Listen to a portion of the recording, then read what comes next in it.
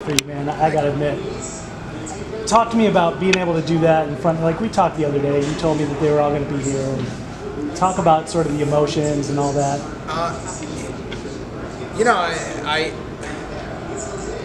I don't fight for anyone else but me. But it is such a big part of my life. And obviously I want to win so that I can provide better for them and all this stuff. But it's also like there's a lot of things that I've done that I could probably provide for them better if I scripted some trash talk like a lot of my peers do, or some of my peers do, and done it that way. But my kids see a lot of what I do, and I want them to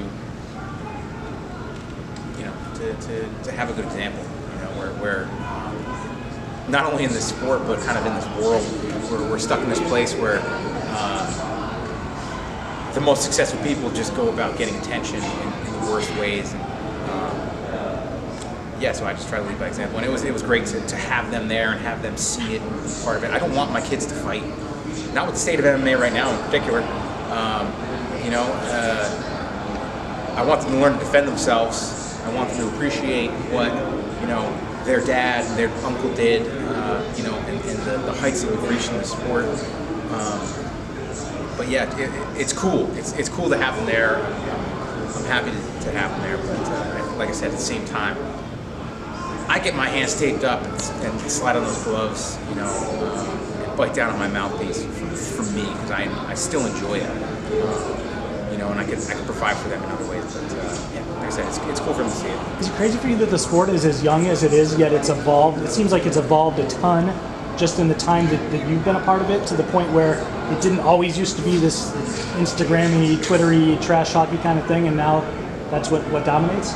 It's there's been a huge evolution, and obviously there's been great things because of it. A lot of big opportunities for myself and my peers because of it being 2019 and the way things are. But there are sides of the sport and like I said, just the world in general that I'm not a big fan of, it's a side that I choose not to kind of get into. When you were in there with Anik afterwards, and you said you don't know how much more of this you're going to do, how often does that come into your head? And is it like every fight camp that you go, maybe this is my last one? And not because of like an injury or anything like that, but going out on your own terms. Yeah, that's one of my things. Like I want to go out on my own terms. I'm going to know when it's going to be my last fight. I'm pretty sure you guys are going to know too. I don't want it to be because I had a shitty camp and I fought like shit. And you know what? I'm not doing this anymore. And be emotional inside the cage and do it that way. Like I said, I want to know going in there. And I think it's going to be a great night for me, because having that lifted off my shoulders and I don't have to do it again is going to be awesome. It takes a lot. It does. It takes a lot to grind through camp and to deal with the ups and downs. I get home from a hard day of training and I'm tired and beat up, and then my kids want to wrestle, and it's like,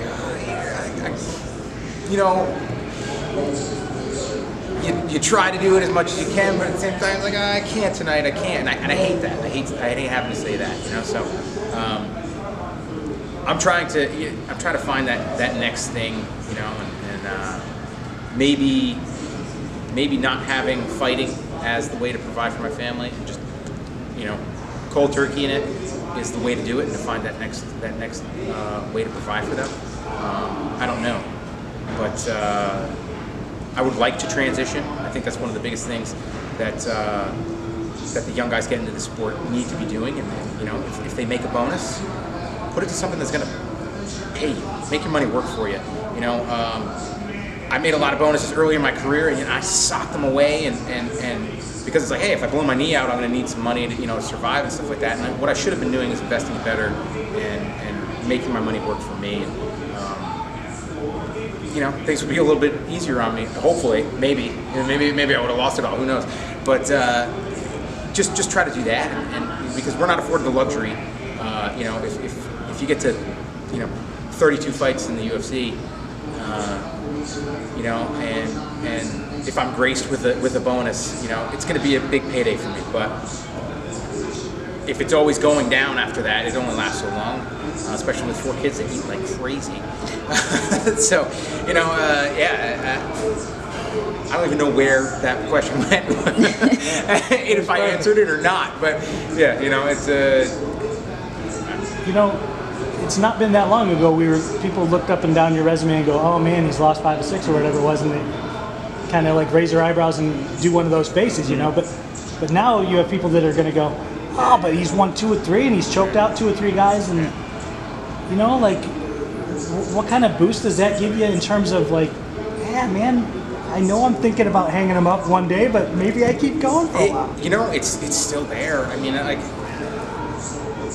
I had a period of time where I wasn't able to work on myself as an athlete because it was just too much. I could drill and grapple and hit pads and spar and get those workouts in, but when I started to lift or to do circuits, it would just crush me because of this stupid disease that I have. And the way it attacks your nervous system, and it would just overwhelm me, and I'd be laid up for a day or two if I just did a regular upper body or something like that, or lower body. So I kind of phased that out, and I took some weight off. I was able to just do some light running and stuff like that, and take the weight off, and it made it a lot easier making weight. But yeah, there was a part of me that was missing, and my game was always to be the pressure fighter, to go and to just keep going after guys and make them make a mistake. And I'm not a tactician. I'm not somebody that's, you know, I'm going to throw this low kick 4 times to make you start reaching low and then throw the high kick. It's just not the way that I get in there, and it's just like, you know, fight, you know, punch him. This was like the first time that I heard my corner yelling to me. It was probably because they were 3 feet away. But usually I've got such tunnel vision that I don't hear anything, I don't see anything. And the one time that I stepped into the octagon and I saw faces on the outside was one of the worst nights, you know, and camps that I've had. Yeah, so now that I feel like I'm getting back into, you know, being more well-rounded and training as an athlete again, I know that I can compete with the best in the world. And I know that I have to earn that opportunity again, and I'm willing to do that. You know, and you know, like I said, we'll see. We'll see where the road goes. I'm as interested as you are to find out.